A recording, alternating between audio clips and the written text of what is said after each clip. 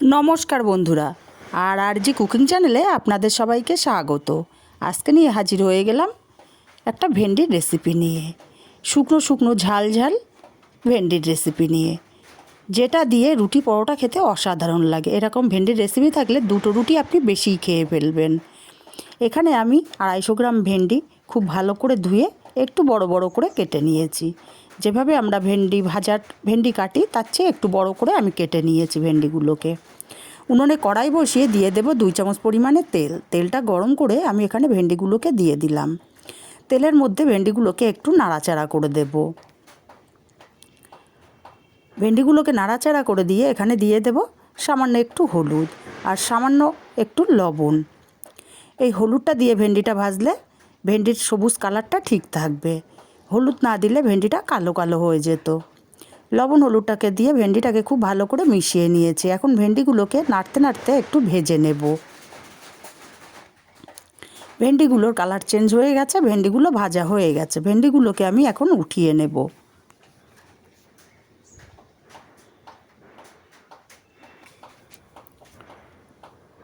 ভেন্ডিগুলোকে সব উঠিয়ে নিয়ে এই কড়াইতেই আমি আবারও 2 চামচ পরিমাণে তেল দিয়ে দেব।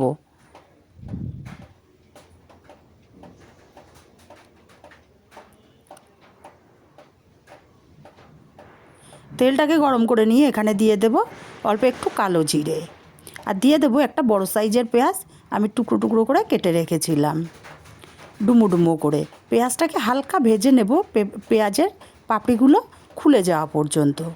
দেখুন পেঁয়াজের পাপড়িগুলো খুলে গেছে।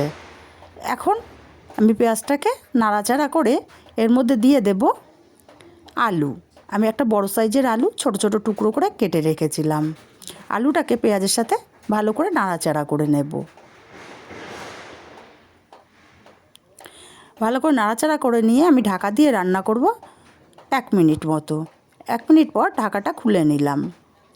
আবার একটু নাড়াচাড়া করে দেব।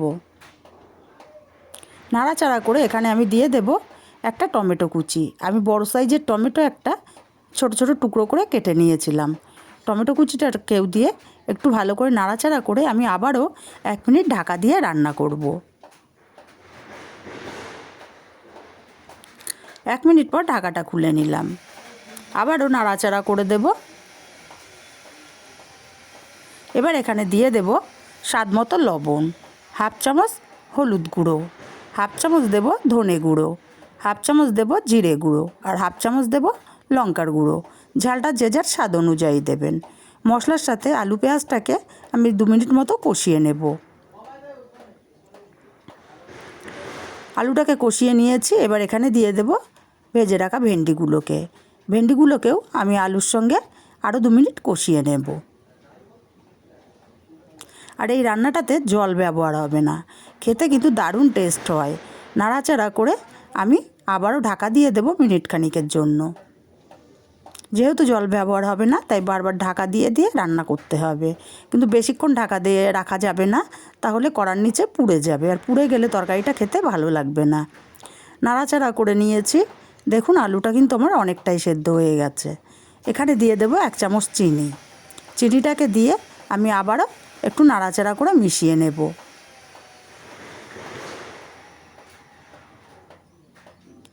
নাড়াচাড়া করে মিশিয়ে নিয়ে এবার ঢাকা দেব আরও 1 মিনিটের জন্য। 1 মিনিট পর ঢাকাটা খুলে নেব।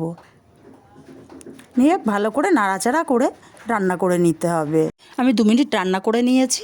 এবার নামিয়ে নিলেই কিন্তু রেডি ঝাল ঝাল ভেন্ডি রেসিপি।